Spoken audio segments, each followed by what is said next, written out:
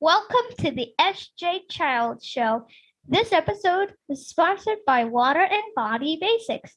Visit 3440 South, 5600 West, West Valley City, Utah. Mention SJ Childs today.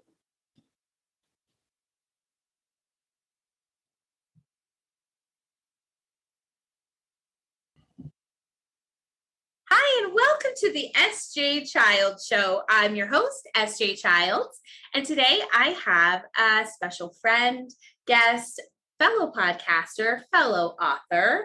We just have too many things in common. And today we are going to talk about something I'm not a veteran. However, I am a military daughter. And so I do have a lot of experience with the military and growing up. And so I'm so excited to have you here today, Wendy. Thank you so much. Thank you so much. It's a pleasure being here. Talk about your journey in the service and, celebrating veterans. And we're going to try to do this around Veterans Day. So it probably won't make sense that I'm in this summer dress because it's actually 100 degrees now. And it will probably be, 20. Beautiful. I love the butterflies. Thank you. I just got like a black t-shirt on. I don't know. Butterflies, everyone. Yeah, right? Thank you so much. No, it's a lot of fun. It's been so much fun to dress up and to have fun. And it's almost been like my adult play dates on Zoom every day. Yeah, life is too short not to, right? Yeah. I read something yesterday. It's so funny you said that. I think it was even like a TikTok video. And the girl was saying, if you want to wear your ball gown to the grocery store, do it. Why not? This is your life. You're in charge. Right. You're the boss. Like, do whatever you want. Something different. Wear a costume somewhere if you want to. Wear whatever. Like, it doesn't matter. Like, you can do those things. And people don't do that. They don't consider those things. They don't think, oh, I have this pretty dress that I'm only going to wear one time somewhere. Wear it a couple other places. Go to 7-Eleven. Who cares, right? Like, get the shoes. Get the fancy underwear. Get a nice haircut. Get a good massage. Buy that expensive bottle of wine every once in a while. Yes. Come on, definitely. You need to do that. Definitely have to take our self-care into consideration for sure. And I think especially, for me over the last 2 years now, right? Yeah. Oh, just so much inside all the time, seeing the same faces. Obviously, I love them with all my heart. But you also start to take it for granted a little maybe, or just not really see it, for what it is. So it's exciting to meet up with people, hear their perspectives, and really be able to say, oh my gosh, yes, this is, I agree with your lifestyles and things. Podcasting is so much fun. I love it. So much fun. I love it. I'm so glad I started it. I met you through podcasting. That's just incredible. Just that. But yeah, right? Yeah, you meet the most amazing people. You hear the most amazing stories. It's very fun. And I think a good, transparent story can get you far, especially during these times where, what's going on again with, I don't even want to even say it. Like, I know. Right. News is not even, oh my gosh, worth watching. Yeah. I turned on the news. I'm like, oh no. Oh my gosh. I thought we were kind of past it, but exactly. Things just don't seem to be settling down. They seem to be upheavaling. So it is kind of crazy. So this is a nice medium where we can meet and just have aligned visions and aligned cohesive conversation. Can't talk. Conversation. That one. You're so cute. Very cohesive. Exactly. When we can get the words out. Yeah, that's okay. And authors, you have to hold us accountable for our words, which is really tricky because we're also humans that make a lot of mistakes. I know. I'm always checking myself on Facebook. Did I spell that right? Did I do that right? I have to double check because I will get a message. Yeah, right. You're a writer. How did you get that wrong? I'm like, well, I'm not a robot sometimes. Exactly. Yep, I'm not spell check. I'm actually a human. That's for sure. Oh my gosh. Go figure. And I have my husband doing our TikTok for us, and he's like, and it's funny because people don't know they're on there. They're sending me messages. My husband's learning how to respond as a woman. He's catfishing of like the best of them. funny. And just like say thanks for supporting us, things like that. Right, You know, right. he's not actually catfishing people. No, Come no. on. No, right? No listeners, he's not a catfish. But it's great and it's hilarious. And I love the support, but I also think it's just so cute to see that that happening, right? That's a funny thing. Well, it's so easy to disguise yourself. You know, it's so Isn't that the easy truth? to disguise the truth. It's Yeah. very hard. A lot of smoke and mirrors out there. Lots of them. And, you know, being here today, both of us in person, nothing to hide, right? Nothing. Right. And we're here just with our authentic selves to Yep. talk about things and talk about some exciting topics. Today, we're going to talk Yeah. about Wendy's experience as a veteran. So yeah, let's just get on in and get All right, started. we'll dive on into Let's it. do it. When did this, was it in high school? Did you do like ROTC, things like that? Tell us where this all began, your fervor of wanting to serve our country. Well, the thing is when I was in high school, I had no idea I was going to join the service. So it was sort of actually, it was kind of a spur of the moment thing. I had gone to college for 1 year and, you know, I just didn't feel like 4 years of college for me at that time was for me. I mean, I later went on and got my degree and things, but it just wasn't, I wasn't, you know, after a year, I was like, okay, I need something more. I wanted to travel. I wanted to get money for college. And I kind of had a bad breakup a little bit. So with all the three things intertwined, you know, I went to the recruiter and my intention was I wanted to join the Air Force. So I went in there and, you know, he asked me a bunch of questions and things. And it came down to, well, you have to commit for 4 years. And I was like, oh, I do not want to commit for 4 years. That's too long. I was thinking more like in the lines of 2. So I just kind of walked on over to the Army recruiter. It was, and, you know, yeah, they said you would be great. You know, we were looking at all the different MOSs, which MOS is just like your job, a particular job that you might be interested in. And I didn't really, you know, I didn't want to be a cook. I didn't want to be a light wheel mechanic. I wanted to be a reporter, but there was like a big, long waiting list for that. There was so I decided that I wanted to get into, there was a thing called personnel management specialist, which was just kind of like a pencil pusher. Paperwork management. I'm like, sure, I'll do that. And this was after, you know, I was looking through and he says, well, the commitment is 4 years. And I had been in this office for a while and I was like, so I ended up doing that. So that's how I ended up joining, you know, I was in the Army. I did the delayed entry program. So I signed my intent to commit back in, God, this is a long time ago. So it was like about 6 months before. And yeah, I got ready my first day of basic training. I don't know if I even want to say the year. You don't have to. Huh? You don't have to. Okay, good. Because it was so long ago. But yeah, it was during the summer and I had my basic training in Fort Dix, New Jersey. I've never experienced hot weather like that out there. So I grew up in northern Wisconsin, a cool climate back then. I went there and I was like, oh my goodness, it was so hot. Yeah. It was so hot. I remember just getting off the buses and, you know, it was tough.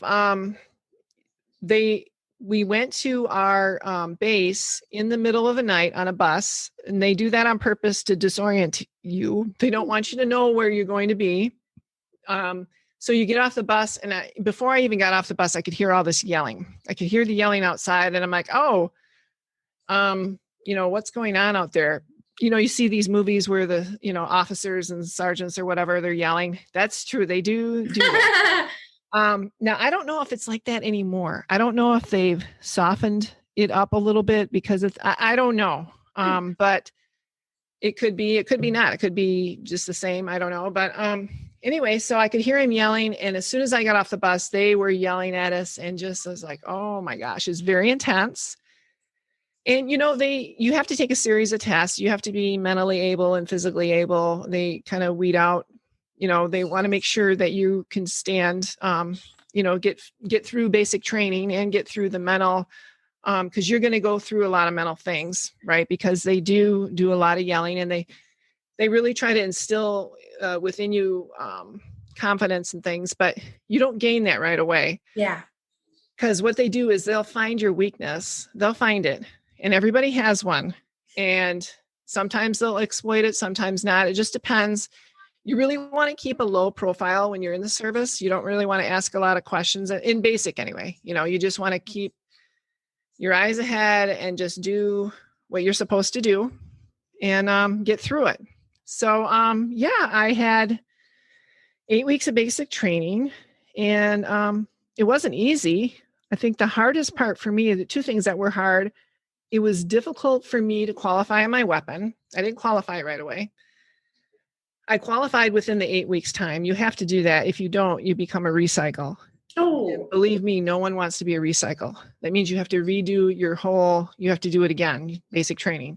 yeah. And there were a handful of people that did not qualify, and they were there for like 6 months still trying to qualify. Now, I don't know what their day-to-day thing was. I think they skipped some of the other details that they had to do, but they were still there, right? They couldn't leave on to their next assignment. They had, they weren't passing the stress of that. Oh my goodness. It happened to my friend of mine that I had basic with. And she had met me later at when I had advanced training at Fort Ben Harrison, Indiana. And I had seen her there, and it was like a few months later. I'm like, oh my gosh. She goes, yeah, I just passed. I'm like, oh my God. I go, how did you do it? She goes, yeah. So you had to, so qualifying on the M16 is what we had to qualify on. Excuse me. We had pop-up targets, which I don't know if they still do that now. They might. Everyone has to qualify on your weapon. You have to get so many hits in a certain amount of time. And the pop-up targets, they come up and they're up for like a second or two, and then they go back down. And there's some at 50 yards, 75 yards, 150 yards, 300 yards. You have to hit at least one in the 300 yards, and you have to do it in a certain amount of time. Yeah. And by the time you line your sights up, the thing's already gone down. Up and down, right? I'm like, oh my gosh. So I did qualify, and it was towards the end, and I was thinking, oh my gosh, that was hard, but it was so cool afterwards, because once you qualify, you go up into this building. It's a beautiful air-conditioned building, and they kind of like walk you through, and you can watch the other recruits trying to qualify. And it's kind of like a badge of honor a little bit. Yeah. I'll never forget that. That was one of the sticky points of getting through. And what was the other thing? You have to take apart your weapon, all like, all these little pieces laying around, and you had to put it back together. And that was sort of hard for me. I'm not really good at that sort of thing. So that took some doing, but I would stay up late at night, and I would just do it and make sure that I would have it down. So I eventually got it, but yeah.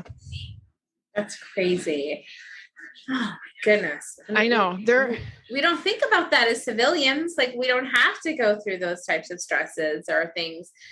And this is all in order to protect our rights in our country, right? And it's like we had a couple of drill sergeants that were we had a couple different ones. One kind of reminded me of Freddie Flintstone. I'm sorry, but he looked like it. And and we had another guy. He was quite mean. In fact, he would take us, and we're a female unit. So, and he would march us in like some jagged rocks and then have us do push-ups. And he did that all the time. Oh my gosh. And he wasn't very nice.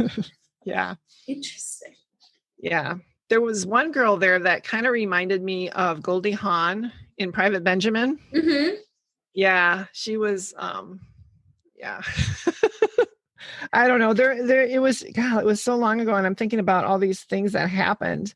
It was an interesting time, and I just remember that I wanted to, pass it. I wanted to pass it with flying colors, and I didn't want to be a recycle. And I really made a goal for myself that if I could do that, I could do like anything, right? Yeah. So yeah, I was also selected as the guidon bearer, which a guidon is like a big, huge flag at the front of our squad, right? which was, and he did that because I'm tall, and of course they picked me. I'm like, oh gosh, why would they pick me? I'm tall, it would look good, while you're holding onto the flag. And I'm like, yeah, but you really have to know the marching steps. Because the whole entire squad is following your lead. Right? Oh wow, yeah. I know. So it's like, oh gosh. I thought, what did I get myself into? But it ended up being okay. Because I was the guide on bearer, I didn't have to. So I shared a room with like 10 other women, but then I got my own room with just like one other person because I was. Yeah, the squad leaders, they did that for too. And so that was a nice plus. But yeah. Kind of have like reward systems, right? For what you're going through there. That was so interesting. Were you ever deployed, or did you tell us about that. Tell us about, I bet that was scary too and exciting and all of those things wrapped into one. Yeah. So I was stationed at Fort Hood, Texas for about 3 years. That was my permanent duty station. That's where I did personal management training, whatever, paperwork. And our unit was called to go to Desert Storm. So we did go. Our officer kind of pushed for us to go. I think he wanted to get promoted. I know that sounds, but we really, I couldn't believe it. I thought of all the units, because there's infantry units and our unit was not infantry. There were about 6 or 8 guys in our unit that were infantry, but we were basically like a pencil pusher unit. Yeah. And for him to have pushed for us to go, I was like, I can't believe it. So yeah, it took a couple weeks. We, they were painting all the equipment. We had to make sure we got all our equipment, our BDUs, our chemical masks, chemical uniform. And then we had to get, they told us a little bit about Southwest Asia, Saudi Arabia, where we were stationed at for the majority of the time. Wow. And it was hot. Oh my goodness. I bet hot. Well, my dad was also in Desert Storm and Iraq. He went on 4 tours, I believe. So, and he was in the 152nd Airlift Unit out of Reno, Nevada. He is an F4 pilot. Oh, and wow. So amazing. I grew up at the end of a runway watching my dad take off in an F4. And when I was little, I got to go onto the base and go into the guard and go up to the towers and have dinner with him when he was on tower duty every Tuesday night and watch everybody income. Oh, that's amazing. Yeah. So incredible, right? It's the most incredible. In fact, we have a big joke around the July 4th because my dad often would fly in the 4th of July ceremonies in Reno. And so now when it's 4th of July and I'm like, oh, there's no jets, and everybody's like, there's fireworks. And I'm like, oh, whatever. Fireworks, so cool. Super smart to be a pilot. My dad is. That's amazing. He's now retired Major General. Okay. Wow. And he was the commander of the Reno Air National Guard for a few years. So definitely an astute fellow, gentleman. Absolutely. And I'm an only child. So it's exciting. I it was hard. Obviously, when I was growing up, I was still in high school. Move around a lot. Right. And we didn't, he did.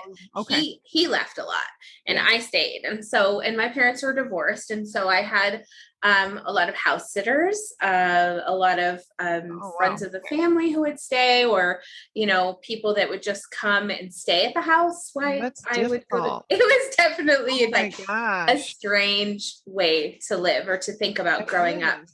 And, back then, there weren't cell phones yet at the time. And so a lot of time, I would wait for weeks or months to get a letter from my dad to just hear that he was okay and things. And boy, that was scary times, I'll tell you.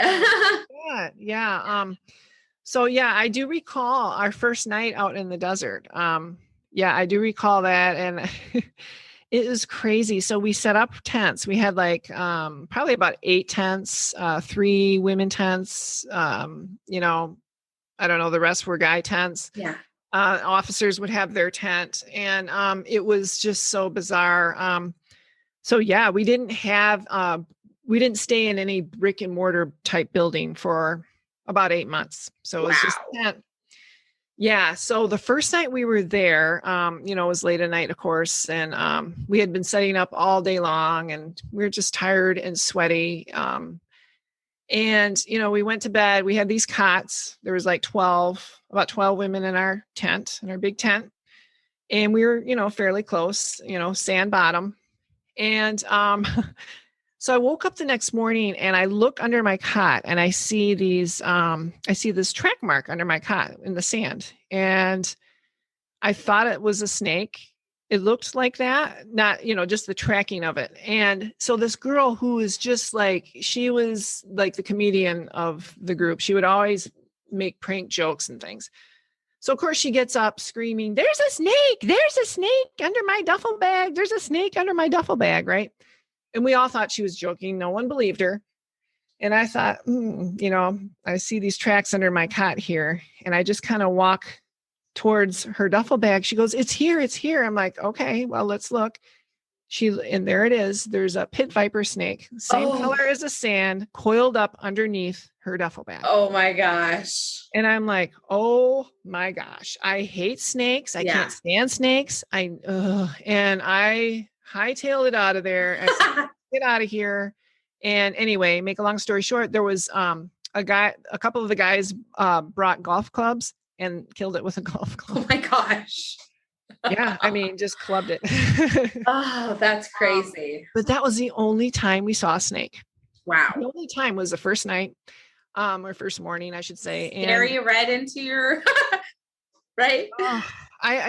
We would hear stories, right? We would hear stories and you didn't know what to believe. Like, oh, the camp down the way, they saw a cobra, and it came up over the cot and, it bit you and it bit this person when they were sleeping and they had no chance. I mean, you heard stuff like that all the time. You didn't know what to believe. And the people in charge, the sergeants or whatever, were like, "There's no cobras around here. They're usually more towards the rocky part." Yeah, mountainous. Yeah. So I'm like, yeah, okay, well, whatever. But we had there were scorpions. And some of the guys would have scorpion races. They would pick them up and then race them. For the most part, I don't want to say they were harmless. They're not harmless. I mean, if they bite you, they are. They're venomous, but yeah, but I don't. Yeah, but they were in all different colors. They're like bright green and blue. Oh, wow. Yeah. So when you woke up, you had to do your Check boots, shoes, yeah. out, because you didn't know what might crawl in there. But and the thing is, if you had to go to the bathroom, you had to get up just like you're camping, right? Walk way out to our makeshift bathroom that we had, which was just like a big old little warehouse thing that they built, and that was kind of creepy. We'd have our right, and it'd be windy, and there would be a bag where you put toilet paper and stuff, and that bag would just be hitting the door in the wind and stuff, and it was just a very uneasy feeling. They're like, "Whenever you go, make sure to count the bushes to make sure they don't move." I'm like, okay. Interesting. Yeah. So I mean, that was so a lot of our days out there was spent we brought our work out there. We had a work trailer. We had our computers out there, so we would do our paperwork. And I worked also with the Red Cross, and basically, if someone back home would have a loved one that was dying or fell ill or had an accident, I would have to track down what unit this person is. Wow. And get the info out to their family and their unit so they could possibly go back home. Yeah. So that was kind of interesting too. But yeah, I mean, we filled a lot of sandbags. It was so long ago. Yeah. Like a lifetime, huh? It feels like a different lifetime. Yeah. Definitely. Oh yeah. We had one thing. So I went on a courier run with a couple of the guys from the unit. I was able to do that. So I went with them and they wanted to get some food, and they went and stopped at this like roadside kind of diner. And I stayed in the car because they didn't, females in the military. Yes. Yeah. Absolutely not, I had to put my sleeves down. They wanted you to roll your sleeves down anyway, so you wouldn't get sunburn from all the time that you'd be spending out there. But I did step in there. I did go in the restaurant for a little bit, and they just kind of looked at me and, and I'm like, I'm going to go back out to the car. I don't know what they ordered. I think they ordered some like pizza or whatever. And they had some like lamb and rice. That was really good. The food was really good. Yeah.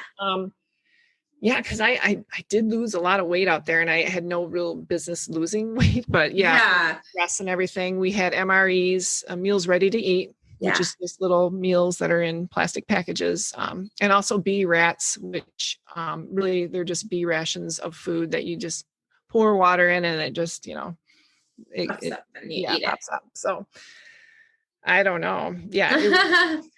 It was so weird, but so we were out there. We left in October. I won't say the year. And then we came back in end of April, beginning of May of the following year. And on our last night out there, we encountered a schmall. So a schmall is a desert equivalent to a tornado. Ooh, interesting. Yeah. And our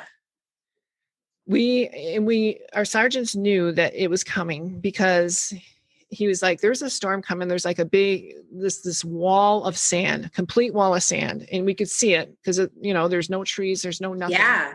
And you can see for miles. And he's like, you see it over there? He says, it's coming, hunker down, get your tent, windows and everything, get all that stuff down and just hide in your tent or whatever. And I'm like, okay.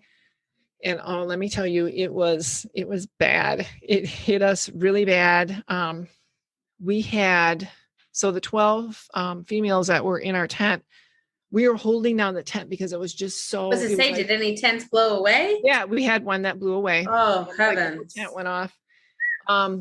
But it was so loud, it sounded like a train, and you could barely hear each other in the tent. So we got scared. We climbed on top of our cots to try to hold down the tent and hold down the ropes just to make sure it wouldn't blow away. And one of the girls took out her Bible and started reading out of the Bible because you could hear her words it was loud. It was so loud. And I thought, oh my gosh, this is real, this is what we're experiencing. And eventually it stopped. I don't know how long it lasted, probably a good 15 minutes. And everything was covered in mud and dust, everything. Everything. You had sand everywhere, like all in my hair and just everywhere. There wasn't a spot that didn't have mud and sand, and everybody looked like that. Our uniforms were completely, and we were about to leave. So everything was covered in wet mud and dirt. And we left some of that out there. They burned a lot of it because it just wasn't useful anymore. Yeah. That was interesting. And then, we left and we went, so we went to these makeshift, sort of, I guess, hotels, you could call it. So we could acclimate a little bit and just kind of wait there until, we could get a flight back home. And we were there for about 2 weeks, I would say. Yeah, that was different too. Very interesting. Crazy. When you got back home, how did you feel? Like, were you just kind of turned over to the world, or did they have services ready for you? What did that look like? That was different because I was due to honorably discharge in June of that same year. So I had like maybe 4 weeks, but I had saved up my vacation time. So I was ready to go. I was like by mid-May rather, I was done. It was kind of nice because our unit that went out there, when we got back, it was just a great cohesiveness. We were, compadres, we had been through this experience together, and it was fun. There was a good week in there that we kind of went out and partied a little bit, had some fun, we got through this experience. Right. Yeah. And, but yeah, I had left the service. They wanted me to reenlist. I didn't want to. I was done. I didn't want. I did 4 years. That was Yeah. enough for me. And yeah, so I was done. But yeah, I mean, I was just excited to start the next phase of my life. There's a lot of good things about the military. You can learn a lot of good skills, but I just, I got what I wanted out of it, and Yeah. I was ready to start something new. Definitely. Oh, that's exciting. And thank you so much for doing that, for your service and everything. That's amazing. Welcome. Yeah, it's incredible what, like, obviously I was on the other end of it, just kind of waiting, waiting and listening and hearing and waiting. And that's Right. that's a hard part of it too, especially when you're a child waiting, Right. to hear from your parent. Right. But and my dad, spent 40 years. He went in when he was 17. Word. And he retired at 57. It's incredible. So he was even like an early retiree, if you will. So Yeah. oh yeah, good for him. That's and I amazing. mean, now Yeah. he just, hopefully he's, lived his best life and has, I think that for him, and that I don't know about, everybody in the military, but for him, I think that he put so much into his career Mhm. that definitely his relationships took to the side. Oh yeah. And that, happens. And so, I hope that he can still continue to, find Yeah. what his happiness and things out there. But as far as like deserving, like all of the fishing trips to Mexico and things like that, I'm always like, he did so much and put so Wonderful. many hard years and hard work Yep. into his life. And it's hard. It's hard work, and it's hard on its military spouse is hard. It is hard because a lot of times there's a lot of travel involved, and it is hard on the family, but yet, they're providing for the family. And, definitely. You got medical care and your housing is taken care of. So that's, and you get a paycheck. So there's a lot of pluses to it, but, Definitely. you can travel a lot too. And sometimes, like my husband, his family, he comes from a military family. His dad was an officer, and they had moved like every 2 or 3 years throughout his childhood. He lived in Germany, and then he lived in Nebraska, and then he lived in Georgia, and then he lived in Illinois, and then he went back to Germany. And I'm like, oh my gosh. He goes, yeah, it was difficult. Yeah, definitely. Yeah, I never had to move out of town or anything. We did, like, as a baby, we went to like Mississippi, South Carolina, I think pilot training places and things like that. But I don't remember because I was just an infant. So no skin off my back.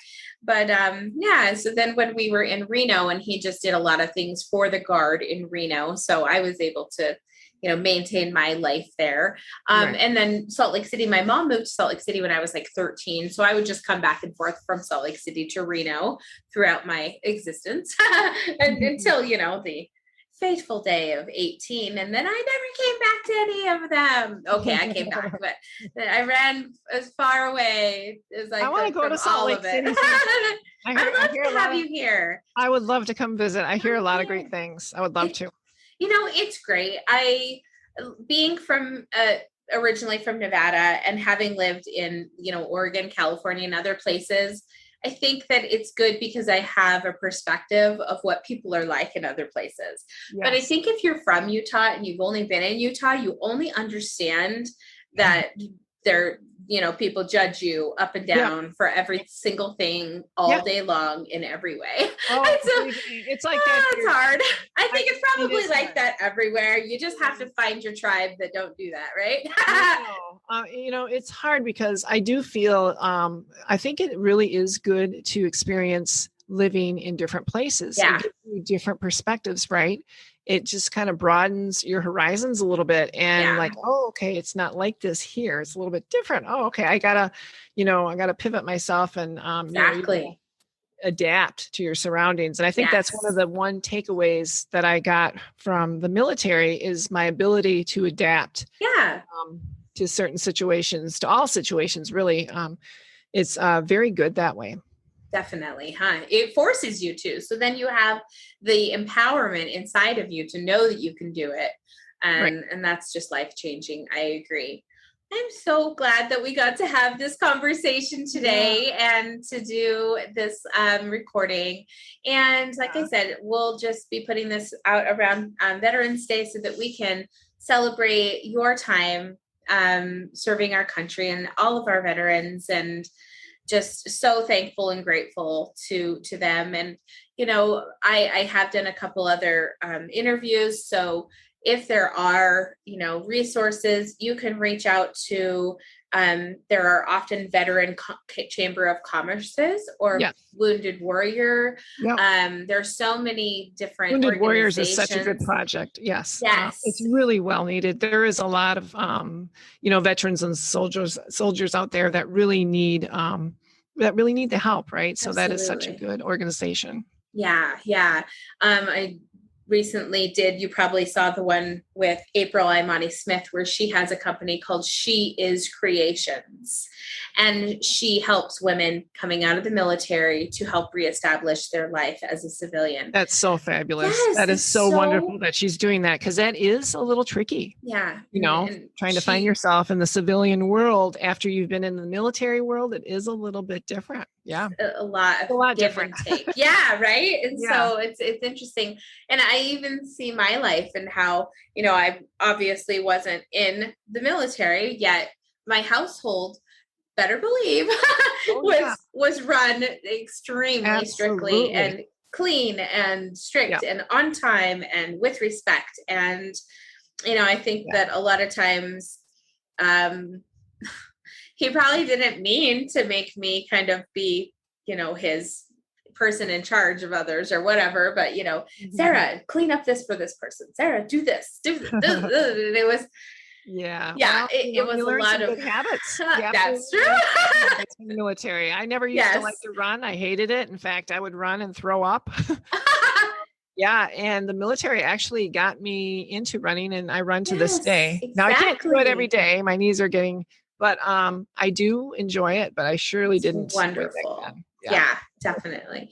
One thing I wished I loved running a little bit more. Same thing. It wasn't ever my there's forte. A couple things to that. I can't do it every day. If I do, you know, I can barely, like, after I get done running, you know, I sit down on the couch, I get up, I'm like Frankenstein. I can barely walk. So I still have that. I'm loading up on glucosamine every day, and I right? I can't do it every day. I do enjoy running on trails out in the woods. Yeah. I don't, you know, I prefer that to the just, you know, running around the blocks. Yeah. Oh, I would too. Absolutely. That sounds fantastic. Well, I'm so happy to have met with you today and spend time with you. Thank you so much. Well, you're welcome. And of course, we'll be in contact because we're stuck with each other now. We are. It's been a pleasure, Sarah. Thank you so much for having me. Absolutely. And, you know, for those of you who have seen our previous episode, please check out Wendy's book that she has, A Gray Resort. She is an author. Also, her podcast, the Juicy Pear podcast. I'll make sure to have all the descriptions where to find her down in the links. I'll put that. How about the links down in the description? Something like that. Descriptions, links, you know what I'm saying. We get it. Yeah, it's been a pleasure, and we'll talk to you soon. Sounds good.